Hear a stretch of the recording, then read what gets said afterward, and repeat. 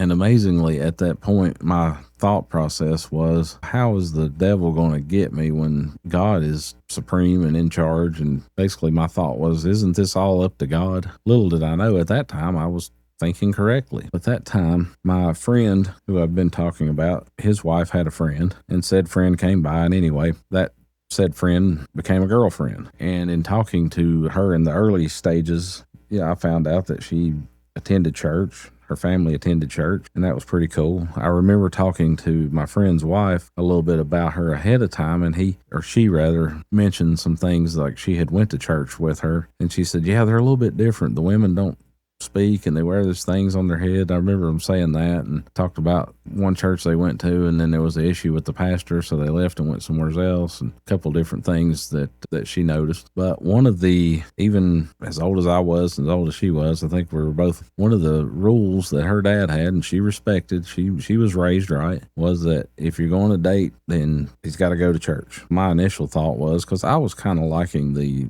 church I was going to, despite my struggles with some of the things that were being said, I was still kind of enjoying the camaraderie, for lack of a better word. So I thought maybe I can get this person to go to my church. I was dead wrong. She, as things progressed, before they progressed to a more serious level, more committed level or whatever, decided to talk to me about her church and her beliefs. And she said, hey, my dad is going to require that if we're going to see each other, that you come to our church. I was like, okay. I had no problem doing that. I was nervous first time I went in there, of course, because I had no idea what was going to go on, because I remember attending that Free Will Baptist church and that Pentecostal church, and a lot of times at both groups, they would get to singing and get to doing whatever, and they would get up, and I watched them, especially the Pentecostal group, many a time grab a hold of people and drag them up to the front of the church. And I kind of knew in my mind during that time, I was like, I'm not ready to go up there and say or do anything. I don't know what to do here. I was just sitting there hoping they didn't notice me and didn't grab a hold of me, and they never did. So I ended up at